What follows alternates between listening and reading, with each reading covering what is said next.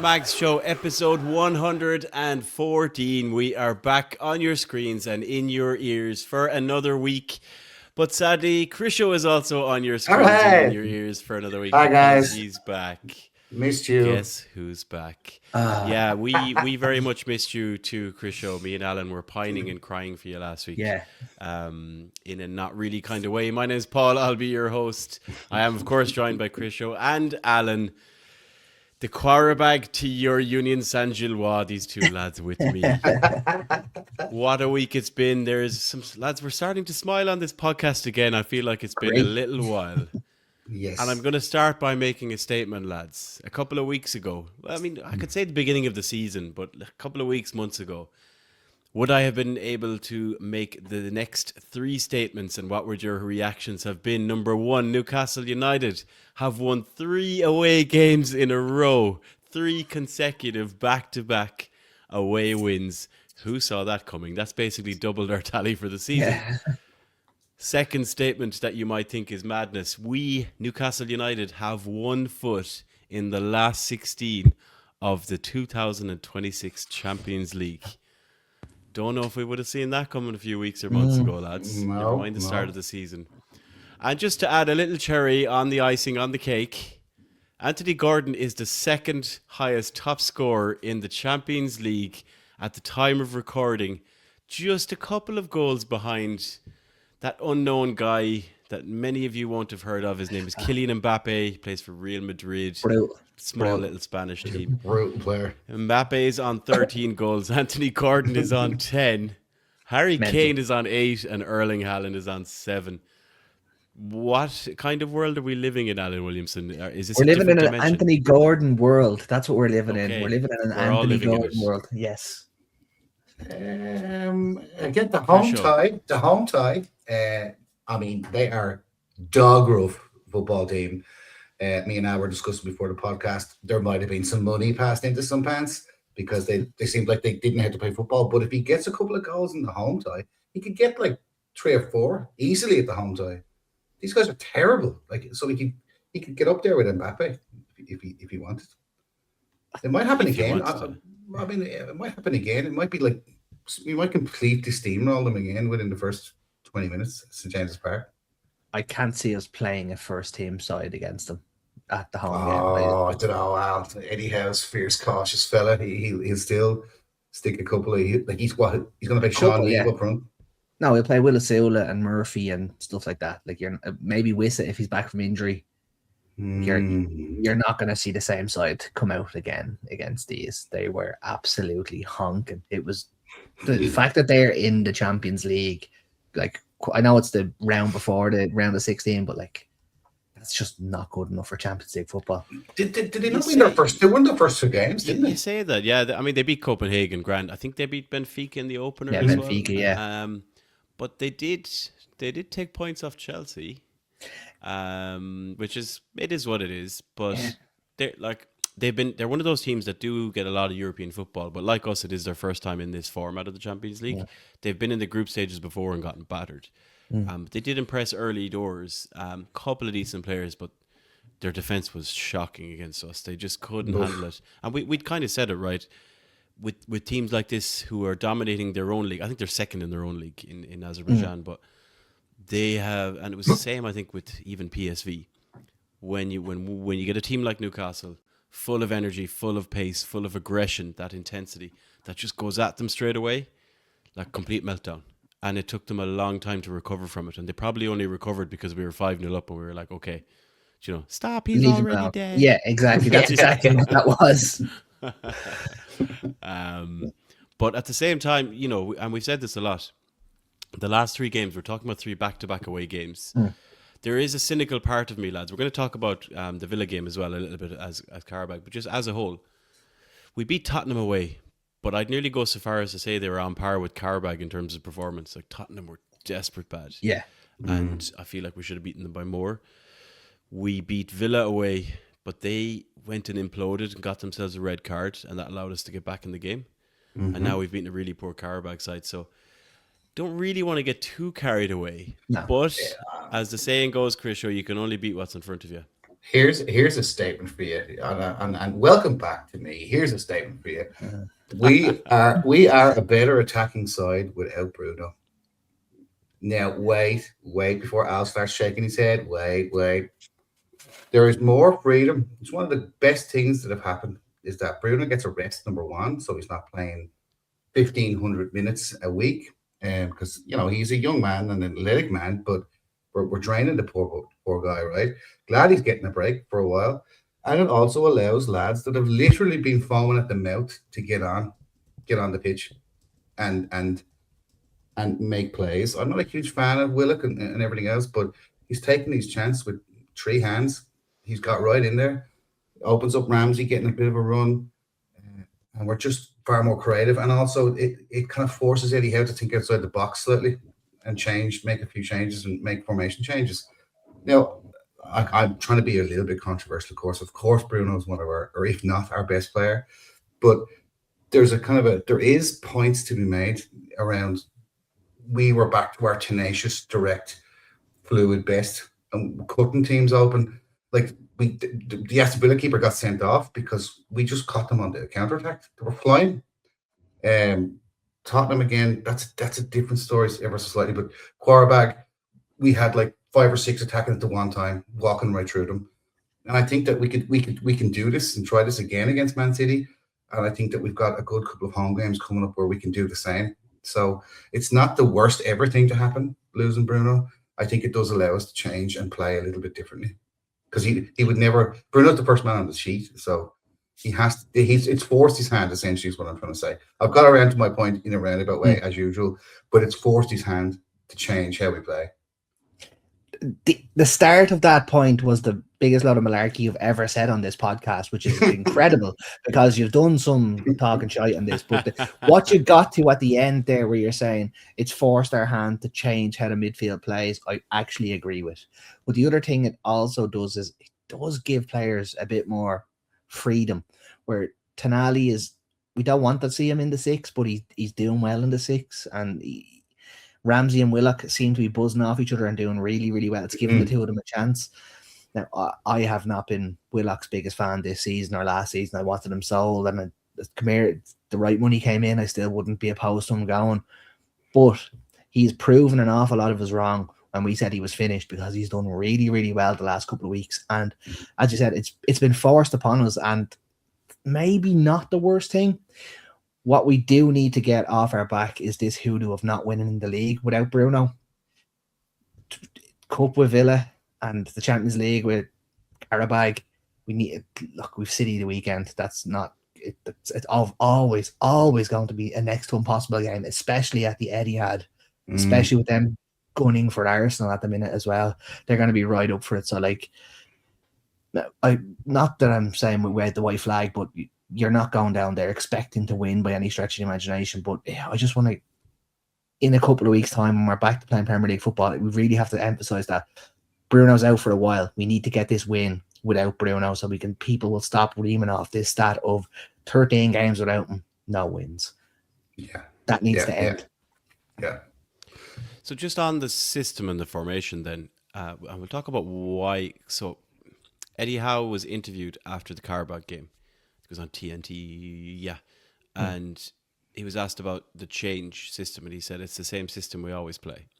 Now, I don't know if that's Eddie Howe shithousery or not, because for most of us, it does appear to be a slightly different system. I mean, it molds, it blends, and it goes back to the 4-3-3 when we wanted to.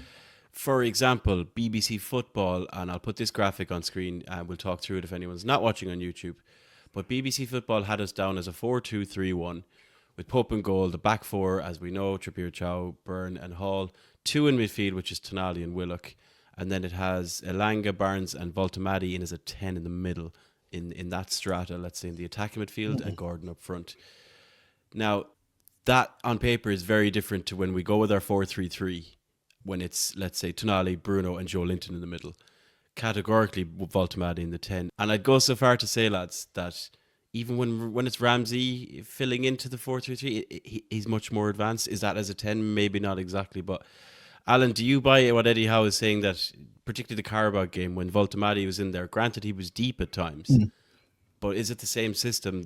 No. Which I assume is the 4-3-3, right? When he says system, that's what I mean. When everyone else seems to be looking at a 4-2-3-1. Yes and no. So it's an in formation and out, in possession and out of possession formation where we've the 4-2-3-1 and the 4-3-3. But it's what we've been saying for so long about Voltemata. He needs someone up with him, and he needs players getting beyond him to get the best out of him. And for the last 2 games, we've had Elanga, Barnes, and Gordon all getting by him. And the last 2 games, we have gotten the best out of all the players around him. Now, granted, Elanga didn't have a great game against Karabag, but come here, I think him getting pushed onto the running track around it kind of ruined his game, and that was the end of that. But it's all, I've been banging the drum for a long time, especially in the Irish Mags group. Me and Mr. Casey had a bit of a ding dong the other day where I was like, we need to get players around him. We need to drop him into the 10 and we need to get players running by him. And 2 games in a row, we do it. And he was one of our better players in both of the games. To get the best out of Voltemata, we need to keep doing what we're doing. And it's working at the minute. And I really want to see it. But the other thing we do need to add to this team is a very defensive-minded midfielder, a number 6. I hate using the number 6, but someone who'll sit in front of that back four and just mop up would make this a much, much more solid unit. Yeah, agreed. Well, let's talk about that. Sorry, Christian. While we're talking about the midfield there, in this kind of slightly changed setup against Villa and then Karabakh. So we lose Bruno. We, on paper, have, I would argue, less, quotes, defensive midfielders because he does play Willock or Ramsey, whatever. Miley's not in there, for example. And then Sandro Tonali goes and scores 2 goals against Villa. And for all purposes has, again, opposition, Karabakh, maybe there was a lot more ability and freedom than he will have against Man City if we play the same way. But Sandro Tonali's had a far better, his last 2 games have been better than any of his previous games this season, I would argue. I'm just curious as to, is this the system? Is it his role? It shouldn't be because Bruno isn't there? Is he just stepping up because Bruno isn't there? Because you'd have to think that even Sandro himself would say he expects to play better with Bruno than without. But he has just played better without Bruno, Criscio. I don't know what your thoughts are on that. My thoughts are, as I said, even though my statement was rather outlandish, is that Newcastle look more balanced and they look more confident and they look like they understand their instructions more. Here's a thing that I've thought about, okay? And I know you love my thoughts creeping out into my mouth, but Bruno has slowed down things left and right. He grabs the ball, he swallows the ball, he wants the ball, he runs the team, he owns the stadium, he's the big man, right? And we all love him for it, right? And he is a true Roy of the Rovers-esque kind of a guy. I sometimes think he takes the shine away from everybody else in relation to performances.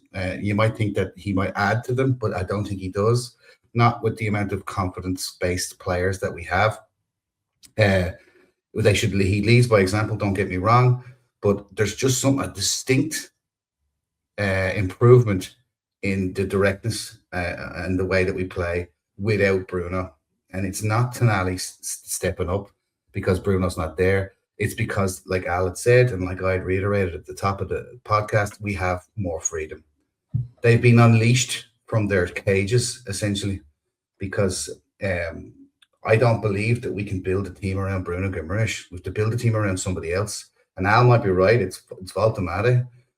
Or either that, we cut our losses and sell him, but in the summer, but which I don't think we will. But we definitely have to play a different way. And the way I see it is that without Bruno, I think that we have a better chance of moving up the table. So I said it's a blessing in disguise that the guy gets a rest and gets some fitness back into him and gets his injury looked after. Because I think it's actually opened it up to the players who've been biting at the bit to get in and play. Ramsey looks like a completely different player. I mean, I'd nearly given up on Ramsey. Ramsey's been fantastic the last while. He really has. His possession, his passing, his directness, his tenacity. I mean, he's some player to have got. Like, I mean, if we needed a Bruno replacement, if anything ever happened to Bruno in the future, we have it in Jacob Ramsey. It's almost as if not giving up on a player after 6 months is mad, isn't it? Like I've been telling you all season. Yeah. Look, I didn't give up on any of these players.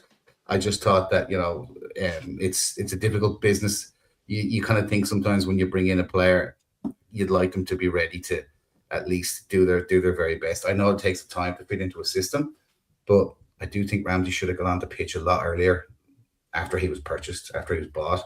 And this is what I'm talking about again, the vacuum control that's in midfield. Supposedly we've the best midfield in the Premier League. Tonali and Joelinton and Bruno are straight on the team sheet. That's the team. That's the midfield. Well, no, it isn't. No, it isn't. There's alternatives now and an alternative way of playing. And it's only a benefit because now we're not just a one-trick pony. We have other tricks up our sleeves. I do agree, but I don't agree with what you just said about Bruno making us a worse player. Like we have beaten two very poor. So I'm not saying Villa were poor, but Villa played poorly against us and we're down to 10 men. I need to see us beat a Premier League side before I even nearly begin to think that we are better without Bruno, because the furthest thought in my mind is that we are better without Bruno. Bruno is our best player, and there's a reason he's our captain. There's a reason he drags us forward. What you're saying is he slows the game down. Sometimes you need that.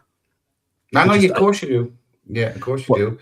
But Bruno absolutely makes us a better side. He is arguably a world-class midfielder. He starts for every single other team in the league. Tonali, when he's playing like he did the last couple of games, Tonali starts for every other team in the league as well. But we have not seen that consistently this season, whereas Bruno, we have seen it all season. I think he's 6 goals and 5 assists, or 5 goals and 6. He's 11 goal contributions this season so far. He has been our best player, if not second best player to Lewis Hall this season. And I just think recency bias is starting to come out a little bit in you there. And we need to get a result without him in the Premier League to get this 13-match hoodoo off our back. It's just, I'm going to keep banging that drum until we get it. Yeah. Okay. I think as well, we had that graphic on the screen there where it's showing the 4-2-3-1. We've not really seen Newcastle line up with Bruno and Sandro like properly, like with, let's say it's Voltemati, and timing is important here. We're in a bit of form. There's a bit of confidence in the squad. Like if Bruno comes in and we slot Bruno in for Willock, for example, which is the most likely outcome. I can't see a world where that doesn't make us better. Like I just for me, it's impossible. I just think it's timing. Now, I think Bruno's absence has made Sandro kick up a gear, definitely. Yes. And I think Sandro has answered the call in terms of, I'm the guy, I have to be the guy. And if Bruno comes back in, does that change Sandro? It shouldn't, but it might. I don't know. And I think that, again, it's going to be a while before we see Bruno back. What did we say? Did he say 8 weeks? After the next international break.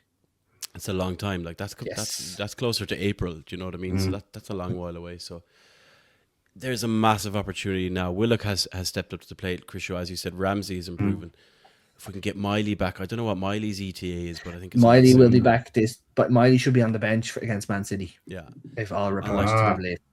In that instance, there's a lot of football for the plus. Yeah, and Joelinton was back. Obviously, we saw him off the bench. So with all these guys there's a lot of football for them to play. We have 8-9 games even in the month of between now and there's the month of March has 8 something crazy. Yeah, something mental. Barring the international breaks, or between now and the international break, let's say. So loads of football, loads of opportunities for these lads. And we've got players to come back. We've got Livermento to come back. We've got Fabian Schär to come back. Wissa, we don't really know what happened in Botman, something similar. So time will tell. Alan, on the Wissa point, well, now that I mentioned his name, and here's where we're going to talk about Anthony Gordon in a moment, but just in terms of the striker role and how things are shaping up lately. Friends of the podcast True Faith, Alex was saying on their podcast post Karabakh that for him it's Osula or Gordon should be up front because of what they bring in terms of leading the line, being the first in that kind of to lead that press, and giving that mobility and pace and speed off of Voltemati, which we said he needs players around him to give options. Where does Wissa fit into all this? Because I can't help but feel Wissa can do what they do, surely. He mightn't be as quick as Gordon, but few people are. But surely Wissa can do that role, surely. He has to be able to do it. He has not shown it for us yet. And the Wissa we signed and the Wissa we seen at Brentford are two very, very different players. Now, granted, he got that nasty knee injury. He's come back from that. He's now picked up another knock. Every time I see him play, it looks like he's running in slow motion. He has never really he looked lightning quick. Him and Mbeumo for Brentford looked unbelievable. I was at the PSV game where he got a goal. I think he got 2 goals, I think. And I was like, he just kind of looks like the ball fell to him more than anything else. It was. Where did he play for Brentford? Honestly, where did he play for Brentford? On the left of a tree when they had 3 up top, or when it was Mbeumo and him, it was 2 of them up top. 2 of them, right. So, okay, Yeah. so he did play as a striker. He did play as a striker. Yes, he I've did play as a striker. I've got Al, you were a striker. I was a striker. I was more of a Dennis Bergkamp kind of hang back, kind of a guy, number 10 guy, but I still scored lots of goals. Anyway, look, listen. Jesus. Look, I don't see where he fits in. I would play Gordon up front all day long because it makes us play like we still have Isak with that pace and running the lines. It's kind of like the same way with Gordon. Gordon's a good finisher too, at the best of times, apart from the fact that he could have scored about 10 against Quarterback in the first half. But I don't understand where Wiss is supposed to play. I'd love to give Wiss a shot out on the left. So play the 4-2-3-1, and instead of Barnes or Gordon, put Wissa and give him a shot and see how he does out on the left wing, coming in on the right-hand side and taking shots and so on.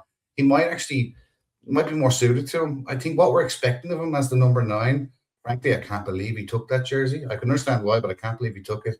It's putting him up top. He's like 5'4". He's like a poor man's Andy Cole, and he's not doing the business. Let's be frank, he's not doing the business. Al's right. The goals that he scored, Al, at your age or my age, we could have scored them as well. They were from like 4 yards out. You could have scored with your ear. So I haven't been impressed, and now I'm kind of worried that if he does start playing this kind of different formation, the only choice for me, 100% behind, in front of Voltamata is Anthony Gordon. Yeah, it's not Wissa. I don't think Wissa has the attributes to play that position. I think the knee injury did more damage than we really anticipated, and it knocked his confidence an awful lot. Now, just on the Osula starting, mother of God, he is raw. He is he took a shot the other day. Just quickly on this, Alan. We've been saying Osula is raw for a year and a half now. And I'll sell him. So he's terrible. I'm sorry. He looks like a young lad who won a competition to play for Newcastle when he comes on, running around, jumping around, slapping lads. Looks like he's playing Gaelic. Do you know what I mean? Or Gaelic training. It's a bad trim. It's a bad trim he's got. I don't like that. It's an awful haircut. If Frankfurt come in with 30 million again in the summer, take it. I'll pack his bags for him. He's all elbows. He's all elbows and knees.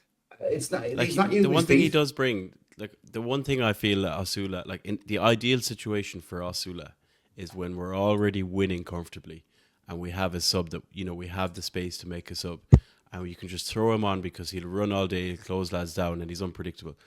But you don't want him in there if you need to score a goal, as far as I'm concerned. If you're needing to do anything kind of overly technical or building creative phases of play, I just don't see it. So that's why I'm thinking surely Wissa can come in. Like 3 months ago, if we'd been talking about Gordon up front, we would have been rolling our eyes to heaven because we'd say Gordon isn't a striker, because the evidence showed he wasn't able to do it really. He did okay in the very opening game against Aston Villa, and then after that it was a disaster. Now, obviously, with a system change, suddenly does it fit him better? I just can't help but feel that if Wissa had been played against Karabakh, I think Wissa would have got and scored some of the similar chances. Maybe not found as much space because of the runs, but Wissa has lost a bit of pace, but is still smart enough to make those runs. Is still technically a good player, has the experience, and there's a lot of people writing off Wissa, and I just don't think I'd be ready to write him off. I wouldn't write him off, but if someone came in with 35 million in the summer, I'd write him off then. I wouldn't be opposed to letting him go. Who, Wissa or Osula? Osula will go for 30 million regardless, but I wouldn't mind seeing if 35 million came in for Wissa. I wouldn't mind that at all. Wow, Jesus. Okay, well, 20 million lost. That would be a 20 million loss. Al's selling players at the back. St. James It'd be Park a 20 million loss, but we'd have written a fifth of it off already because he's on a 5-year deal, so it wouldn't be the worst loss. It'd be about an £8 million loss on the books, so that's the way to look at it. Right. Well, look, Osula looks like the newborn puppy that's just been let out in the park. Just running around, slapping all over the place. Right, tongue hanging out. It's the most ridiculous thing I've ever seen. He has no he's no technical ability whatsoever. Who recommended him again? Was it Jason Tyndall? Yeah. I mean, maybe they're good pals or something, or there's something going on, or he's making money off it somehow. But he has to be sold. He doesn't fit in. He's not the quality of player whatsoever. Sean Neve had more composure, and he's 18. He had better positioning. He had better technical ability. He had better passing, and that's him getting his first game for us. So I think we should start steering ourselves towards this. This punt at Asula hasn't paid off. 13 games last season, 1 goal. 14 games this season, 1 goal.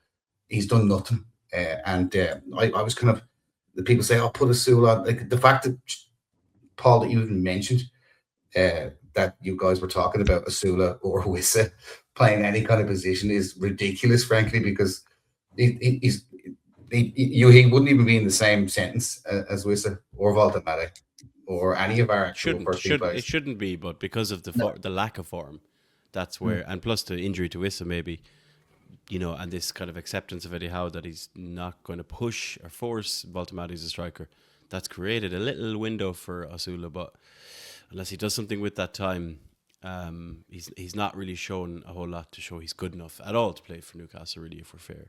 But what I do like about him is just he'll run and run and run, and that is a problem for tired defenders in a second half with 15 minutes to go, and I do like that. But we need more than that. Right, we'll finish off this segment before we take a break on Mr. Anthony Gordon. We talked about haircuts there, Alan, because obviously we mentioned Asula having a bad trim, but I feel like since Anthony Gordon got a little bit of a roasting on social media comparing his hair to various different characters and people, he got a bit of a trim, not much, but a bit. He has come out firing, and again, you don't want to get carried away. But 4 goals in the Champions League is not something that happens often, lads. In fact, I'm just going to throw you some names of players who have scored in the Champions League. Again, we always do it kind of 92 onwards. But players who have scored 4 or more goals in the Champions League. Ruud van Nistelrooy, Andrei Shevchenko, Filippo Inzaghi, Fernando Morientes, Lewandowski, Benzema, Ronaldo, Messi, Giroud, Anthony Gordon. Like, it doesn't come around that often. No. Haaland is also on this list. There's a few more, but the fact that he's gone and scored 4 goals for me is very impressive. But we're just stuck on that same question, Al. Why isn't he doing anything close to this in the Premier League, and he's only doing it in the Champions League? Listen, come here. Everyone was giving out that he was only scoring penalties. Everyone was doing this. He was outstanding the other day. It was brilliant. He was making runs that nobody could deal with. And that's the thing. He said himself, which I didn't really like, it's very easy to get himself up for Champions League games. I'd start telling them we're playing Champions League match every week at that rate. But I do get what you're saying. But I think this formation change has been massive for him, because it was the first time we really see, like, the first goal was Dan Burn marauding through midfield and playing an outside of the foot pass. Like, I mean, that's just taking the piss after 2 minutes of a game. That's how you knew we were like, okay, we have this game sewn up. But like, that's what we had. We had him making the runs that we're used to former strikers making, that our players are looking for, and he seems to be the one that can find those little couple of yards of space and get the shot away. And we done it against Liverpool in the first half. I thought we were very, very, very good with him up top in the first half against Liverpool, and I was very, very impressed with us.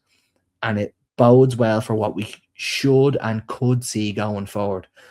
But if you ask Anthony Gordon where he wants to play, he'll say he wants to play up front. He doesn't want to play on the left. He doesn't want to play on the right. He wants to play up top. Yeah, Chris, I was going to ask you that, because Gordon was asked in his post-match interview, how's he finding the new role? And he said he loves it. I don't think he didn't explicitly say, I want to play there and not there. But he kind of said it without saying it. I really enjoy playing as a striker. And I suppose where I am in my head is, you're thinking about England, and he's not going to play up front for England because Harry Kane, etc. He's a good backup option, right? He's not going to play on the right, obviously, because it's not a position, and Saka plays there. The left is there for the taking. I'm kind of finding myself asking, number one, is Anthony Gordon a better striker or a better left winger? And two, like, if I was his manager, what's best for him? And I don't really know the answer to either question. I don't. He.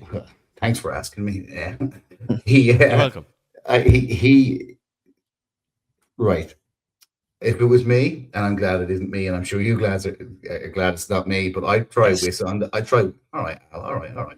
I'd try Wissa on the left, Gordon up front, Barnes on the right, Voltamata behind Gordon. I would try this. I would try. Not just. I think Wissa played. I just checked there out. He played a lot more in a front three on the left, right for Brentford. It's a position he's comfortable with. He knows where he's standing. He knows what he's doing. I think Gordon, people have made that accusation that he's a shop window fella, can't wait to get off to Liverpool for £100 million, or Barcelona, or wherever the hell he wants to go, right? Whatever, that's just noise and nonsense, right? The issue I have here with the Premier League is that he seems to kind of, he very much is a confidence player, right? But he really doesn't get himself up to the level for a Premier League game. If he's kicked a couple of times within the first half, or if he's not really getting the crosses in or not getting the space that he requires to dance around and flick his little blonde hair, he starts to get very, very down and annoyed, and he starts to run out of gas. He doesn't try as hard. And I've noticed that in the Premier League games, Gordon kind of either does really quite well or he does really, really badly. And he gets taken off 60 minutes or 55, 60 minutes. And that's a really big worry for Gordon, because look, we need him to be like, I just got it up here real quick while you guys were talking, right? So in the Premier League in 2023-24, he 35 matches he played and he had 21 contributions, 11 goals and 10 assists. That's some good stats, right? Yeah. 2024-25, same amount of matches, nearly 34 matches, 6 goals and 5 assists. This season in the Premier League, 20 matches, 3 goals and 2 assists. I mean, that's pretty poor. But in the Champions League, 9 matches, 10 goals and 1 assist. And there's got to be a conversation, a hard conversation with him to say, we need your quality that you're showing in the Champions League for us in the Premier League. Because if not, I think that I really do see this. We called for changes a lot. In block capitals, we called for them. And I think Gordon should play up front, Wissa should play on the left, Barnes on the right, and just give it a shot. Give it an attempt for a while. But why would you take Barnes out of his position where he scored so many goals this season to put him into a position where he doesn't want to play, while also taking Anthony Elanga out, who has 100% increased his performances in the last couple of games? Granted, he wasn't great against Karabakh, but he has been significantly better since that Man City game.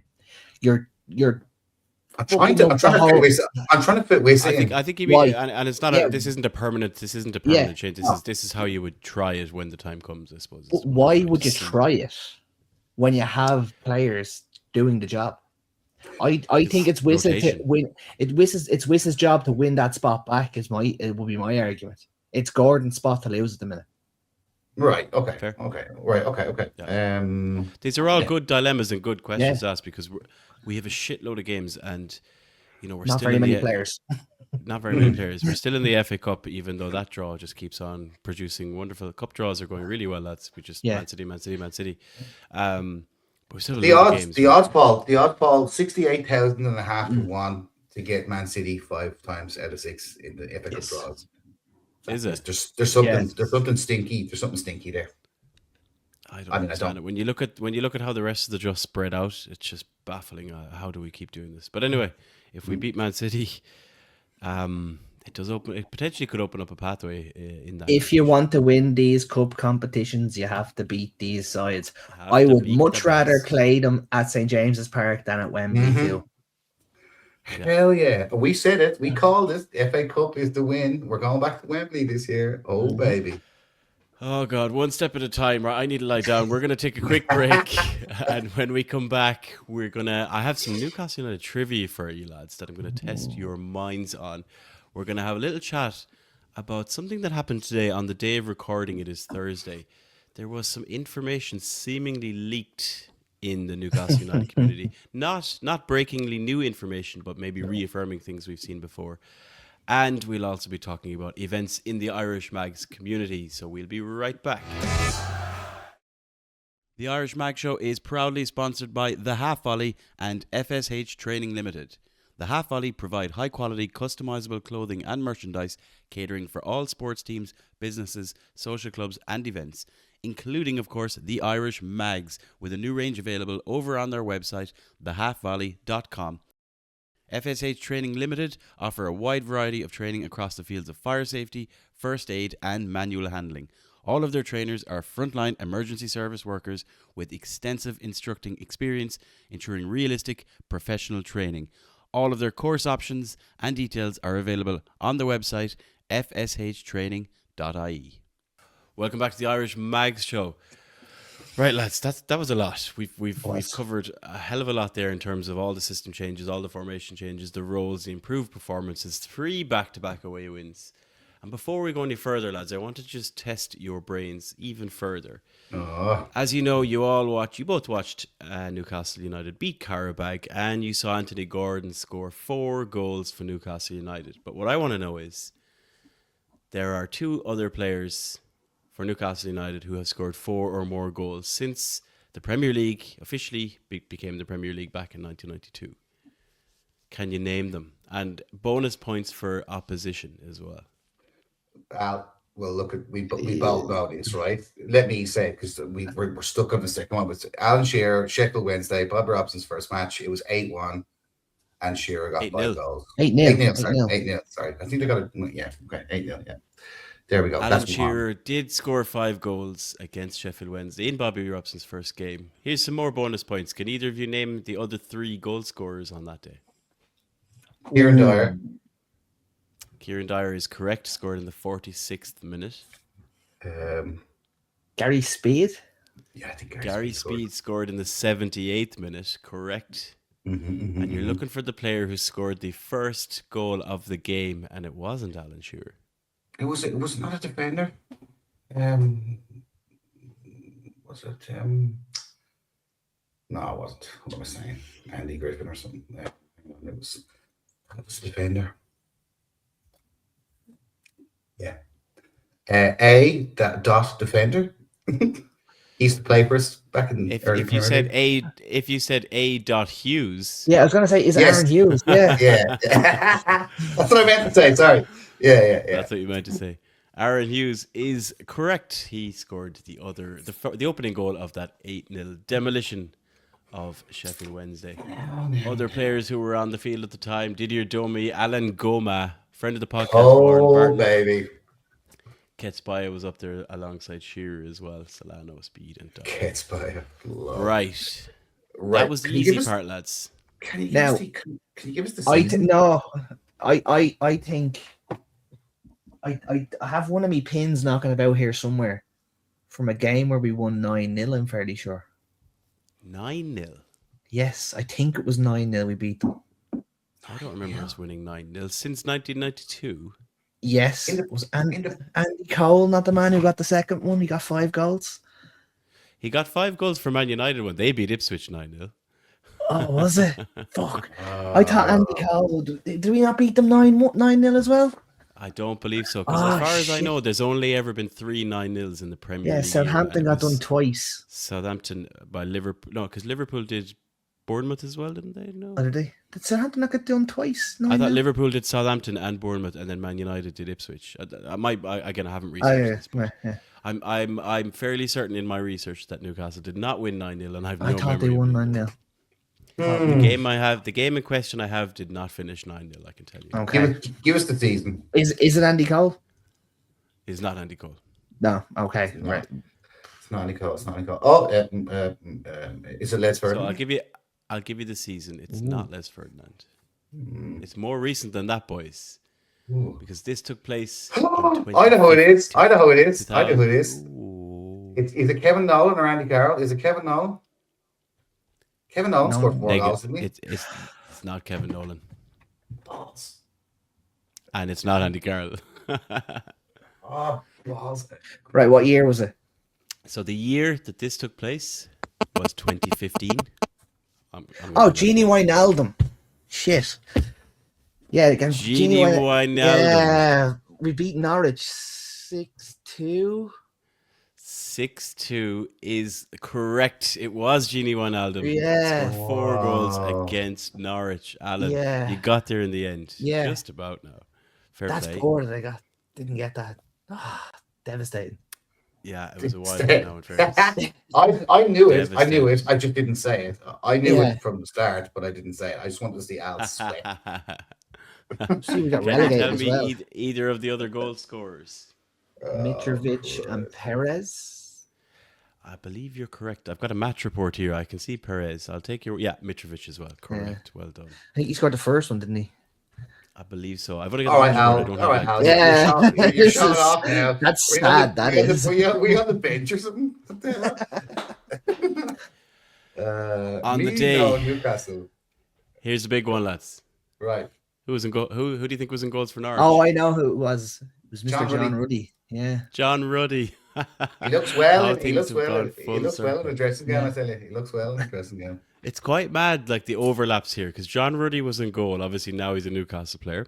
Murphy. Sebastian Bassong was in defence Oh. for Norwich. Murphy wasn't in there at all.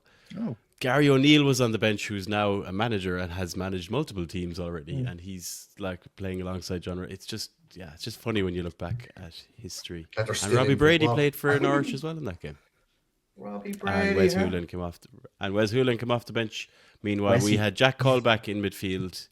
We had Jesus. Chancellor Mbemba in centre back. Good Oof. times. Jan Matt, Dummett, Twen- Tiote, Sissoko. 21-year-old Right. Chancellor Mbemba, who's still 21. Still 21. Yeah. And Yeah, that Rob was Elliott quality. in goals. Rob Elliott keeping the Irish team. Rob Elliott in goals. Madness. Quality. Right. Is he You got still there the in the end, manager? lads. Is he still the manager of Gateshead? Or no? That's I don't think so. Think so. Oh, okay. Well, he was think assistant he's manager gone. with Mike Williamson, wasn't he? Mike Williamson. Yeah. Hard to remember. Uncle Mike. I think one of them went back. Did Mike go back? I can't remember. Anyway. Mm. Right. Moving swiftly on, lads, to other things of a not so secret nature. Because seemingly, now this happened a while back, there was talks of Newcastle United's planned new home kit Yeah. for the 26-27 season leaking. And what we had seen at the time, again, I'm going to put it on the screen. If you're not watching on YouTube, we'll talk through it. But on the screen is what I can only describe as...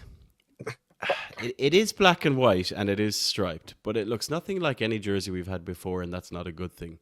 Because the thickness of these black lines or white lines, depending on how your eyes work, is questionable to say the least, because down the middle you have a thick black line, and kind of under the armpits there's another thick black line. In between those lines then, if you can picture them as 3 lines spread wide across the shirt, there are black stripes that are of varying thickness that make no real sense. And overall, Alan Williamson, to me, this just looks like a fucking barcode, and I can't get my head around it, that if I was to wear this into Tesco, all the scanners would start beeping at the self-service checkout.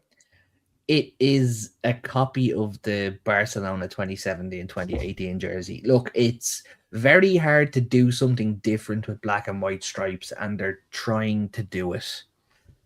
Is it working? I don't honestly think so.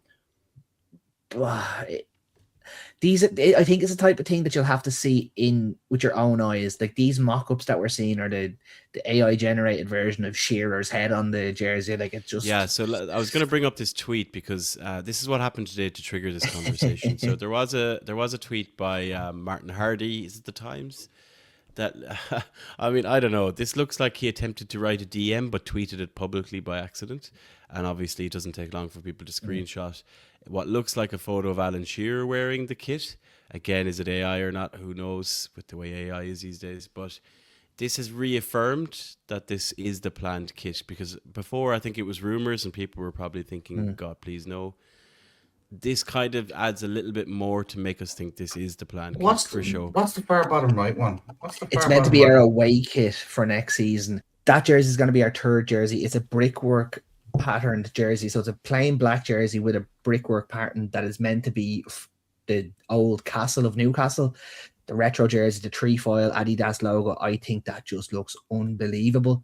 I am really, really hoping that that's our either away or third kit for next season, because that just looks just plain black. It's not this type of black. It's not. It's also not navy, is what it said. I was reading on footy headlines. They were like, it's an in between black and navy color, whatever the hell that means. It's blavy. Yeah. So, but yes, it looks unbelievable. I think. Okay, so Alice yay to the take away. his money. We're kind of like yes to the away kit, no to the home kit. I will not buy the home jersey. No, the home jersey really is the home jersey is saving them time without putting tags on it. So you can just put it on in the shop, walk up, and it goes beep, and it's all good, and you get charged and you walk out. Right, straight up. That is. I didn't like the Barcelona version of the jersey in 2017, and I most certainly don't like because black and white is obviously quintessential contrast, right? Black and white, right? Yeah. It's very, very prominent. Look at some of the Juventus jerseys that have been brought out over the last couple of years. In fact, Al, if I'm not mistaken, I think Juventus did do this. Did they not? Very similar to this. Juventus done a weird one where they done like jagged lines, and that really didn't work. But that's the problem when you not a problem when you have a black and white striped jersey. What can you change without causing outrage with somebody? Well, no matter what they do, someone's not going to like the jersey. Like, I can guarantee if you asked 100 people, do they like this season's current jersey, which is a black and white jersey with a little bit of blue on it, there's someone's going to say, I don't like that. You're never going to get 100% across the board. So they've tried something. We'll see how it looks in real life. But the mock-ups, yeah, they don't look great, but come here, I'll still spend 150 odd quid that the jersey is to buy it. Let's be honest about it. I just want to, all suckers. Paul, I'm just going to share something, right? So maybe we can do it here while we're chatting, right? But there's just really quickly, there's a link there, right? If you just check, there's a jersey that's kind of got yellow trim and it's kind of cloudy black and white for Juventus. I think that would be really, really nice. No, do you not think so? No, the 2023-24 jersey. That's the one I was talking about, the jagged one. That did not work whatsoever. Yeah, I'll try and put it on the screen, but it kind of just looks like somebody went at it with crayon or coloring pencil, and I just don't love it. Okay, we could refine ours a little bit, but it's actually quite nice. I think, I don't know, I'd be interested to see if this is the settled design, and obviously they go through a lot of approvals and, you know, variations in the process, but I don't know if a lot of people are going to like it because it is slightly a breakaway in terms of the black and white stripes. It's blue stripes away from it. Yeah, there's blue stripes up there as well. There's a lot going on. Wasn't there a Northern Rock jersey that was black and two white patches? Yeah, that wasn't it?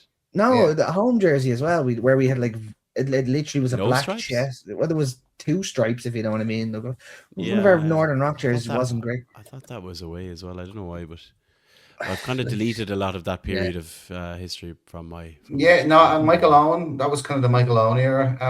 In 2005 away, it was just 3 black and white stripes, and then it went in with a blue trim, and then just pure white on both sides. Yeah, we've had some bad jerseys. Well, do you remember we did our jersey? Do you remember we did our episode on the jersey rankings? That must be going back 100 episodes ago. To be honest, I don't know when we did that. It was one of the earlier. I'm scrolling back rapidly now, trying to see on which episode did we do our jersey rankings. But I want to say it was probably around 40 or 50 or something like that. So go check that out if you're interested in our jersey rankings. But I don't know where this one would lie. We may need to revisit that concept next season. Okay. Before we wrap up this episode and dream about that jersey or have nightmares, depending on how you feel about it, Alan, Irish Mags events or meetups for this weekend. As mentioned, we've got Man City, lads, Saturday, the dreaded 8 p.m. Saturday kickoff, Manchester City away. Meetup where? Meetup. Singular meetup this time. We have our usual meetup back in Bleecker Street Bar, as is on the screen now. So yeah, if you're anywhere in and around Dorset Street in Dublin, come along to Bleecker Street Bar and join in with the Magnus, because we had a great hell time the other night against Carabag, where we had a lovely couple in from Newcastle who had just gotten engaged, whose names have gone out of my head. It might have been a couple of pints that I had pre-match. That never happened to you. No, but yeah, if you're in and around, come on in and keep an eye on our socials for upcoming meetups. There are 2 new venues on the way very, very soon. Yes. So 2 new venues. Yes. And we've got some big games coming up as well in March, where I think we're going to have some we're going to kind of make an effort for these bigger games. So we've got Man United and we've got Sunderland in the derby. So small game, yeah. small game. So we're going to try and have like extra meetups for those games, especially the derby, because obviously the tickets are going to be very hard to come by. Unless you're me and you got lucky in the battle for the first time this season. I managed to win one. I managed to win myself a ticket in the ballot for the first time for everything. Haters be hating, but I'll be drinking and hating the Mackems over at the derby because I've never been for one. I've never been over. Just don't punch any horses, okay? Or please. Right? Just don't I'll punch try any not horses. to. Yeah. Don't make me make promises that I can't keep. Or kiss any horses, all right? If you know what I mean. I'm not going to be doing anything with any horses. Yeah. No horses were harmed while I was visiting Newcastle for the derby. All right, on that strange note to finish the podcast. Yeah. That brings episode 114 of the Irish Mags Show to a close. Check out all the links below for our sponsors. Check out theirishmags.com. And of course, make sure you're following on all the socials. Like, subscribe, all of that shebang. We will be back next week, most likely after the second leg of the Champions League, which is after the Carabao game that takes place on Tuesday. So by then, maybe we'll have a surprise result against Man City to talk about. Hopefully we'll have a comfortable result against Karabakh that sees us go through to the last 16. Rumour has it we're expecting to get Barcelona in that last 16. Which, lads, I wouldn't be against because they play a high line so stubbornly. It's almost funny. And they're very beatable when you get the system right. So that'll be interesting. Plenty more to discuss. Thank you, Alan. Thank you, Krisho, for joining. Thank you, Paul. Thank you, me, as well. And thank you, me, for not harming any horses while in Newcastle. Thank you, listeners and viewers as well. We'll be back for more Irish Magnus next week. So until then, how are you, the lads? Slán go fóill. Slán a bhaile. See y'all very soon. Good luck. Welcome back, Krisho.